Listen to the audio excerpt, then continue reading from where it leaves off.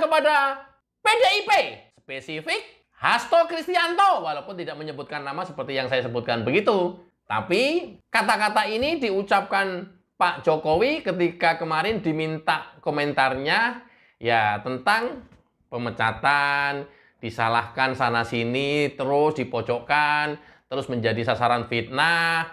Kesannya cuma begitu. Hehehehe. Waktu yang akan mengujinya. Ini saya sampaikan kepada kader PDIP, kepada Hasto khususnya. Ini adalah saya bisa merasakan bahwa ini maknanya mendalam dan tidak bisa diremehkan atau dianggap angin lalu begitu saja. Hehehehe.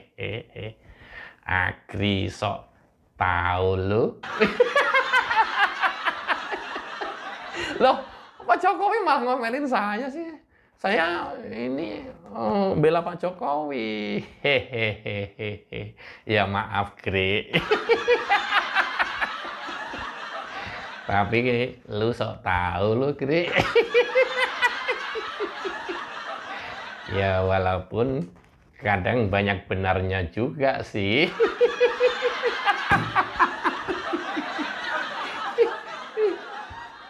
Ya bagaimana tidak maknanya ini mendalam? Ini sambil saya tayangkan video di rumah Presiden ke-7 Joko Widodo. Hampir setiap hari, bahkan mencapai puncaknya ketika hari libur, orang datang berbondong-bondong mendatangi rumah Presiden ke-7 Joko Widodo. Rumah pribadinya di Sumber, Solo. Hampir setiap hari, setiap jam, setiap waktu. Even kadang sampai malam hari saja masih menungguin dan pengen ketemu Pak Jokowi setiap hari dari seluruh pelosok negeri ini. Bayangkan. Ini saya mencoba mengungkap, menjelaskan makna apa sih di balik hehehehehe. Waktu yang akan mengujinya. Kan kalian nggak berasa nih dikatain begitu tuh. Kalian juga kan kayaknya mohon maaf ya bebal gitu ya. Ya, karena mungkin terlalu akut. Ininya pemikirannya, hatinya terlalu akut sehingga nggak sensitif lagi terhadap kata-kata yang penuh makna seperti ini. Makanya saya sampaikan, nanti sepanjang video ini saya selalu remind kata-kata Pak Jokowi ini. Hehehehe. Waktu yang akan mengujinya. Termasuk maknanya bahwa setiap hari rumah pribadi kediaman Presiden ke-7 Joko Widodo dikunjungin orang tanpa henti, nggak ada henti-hentinya. Dan dari berbagai macam lapisan masyarakat, rakyat biasa, rakyat kecil, menengah, sampai atas, sampai politisi, sampai para pebisnis, pelaku usaha, semuanya, pejabat, semuanya datang silih berganti mengunjungi rumah Presiden ke-7 Joko Widodo. Coba, maknanya apa? Presiden sudah bukan?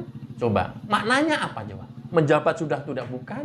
Tapi sebegitu simpatiknya masyarakat terhadap Presiden Jokowi. Bahkan memberikan impact kepada UMKM nih. Lihat dalam video. Ya, memberikan keuntungan kepada orang penjual yang ada di sekitarnya. Berbagai macam lapisan masyarakat.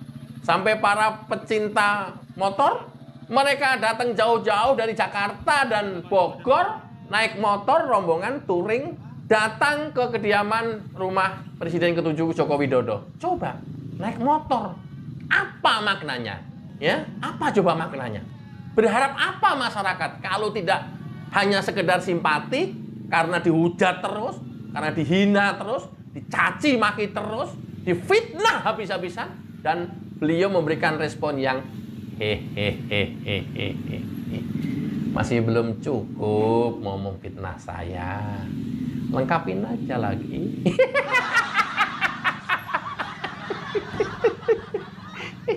Kalau masih belum cukup, belum puas, ya kamu tambahin. Lengkapin aja lagi. Ya mungkin karena kondisi inilah kemudian Pak Jokowi sekalipun tidak pernah membantah, tidak pernah membalas, tidak pernah marah, tidak pernah menunjukkan ekspresi sama sekali kemarahan, kecewa.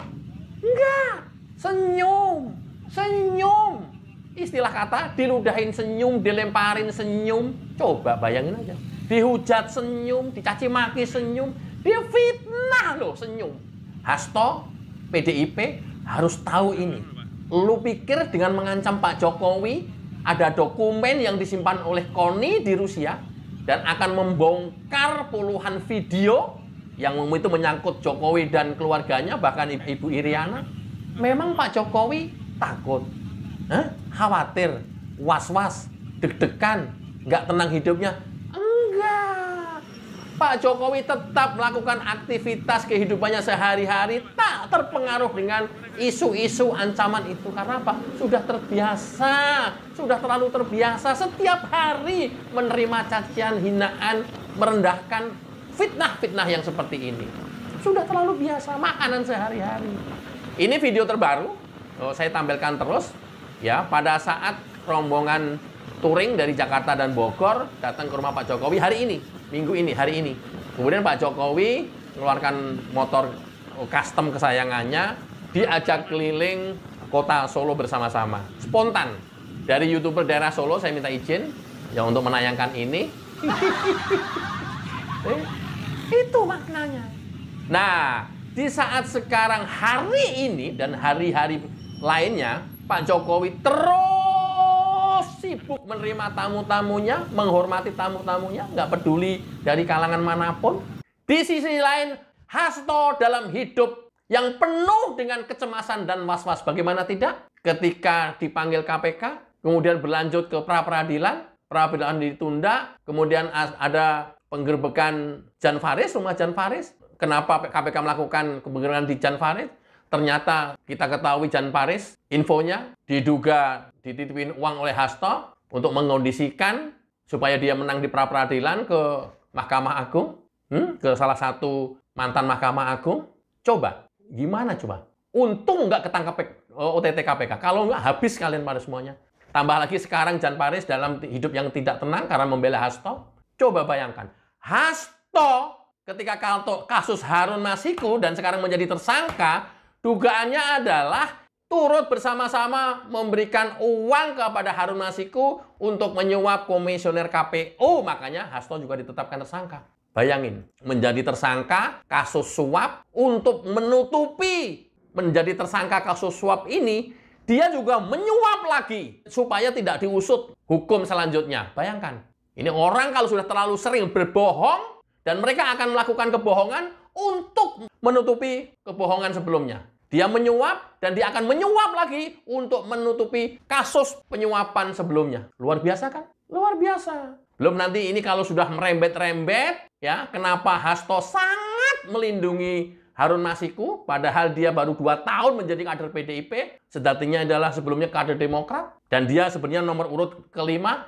Kenapa memaksakan itu menjadi pengganti PAW di Sumatera Selatan? Kalau nanti berlanjut ke sana, ternyata diketahui, misalnya ini terindikasi, spesial oleh Hasto, konon katanya kenal dengan pejabat tinggi MA, ya, yang kira-kira bisa membantu kasus BLBI. Yang kasus BLBI itu 2024 kemarin SP3, kemudian itu menyerempet-nyerempet ketumnya, diduga. Nah, kalau benar semuanya ini akan terbongkar semuanya. Ingat kata-kata orang yang selalu didolimi. Ingat kata-kata orang yang selalu difitnah.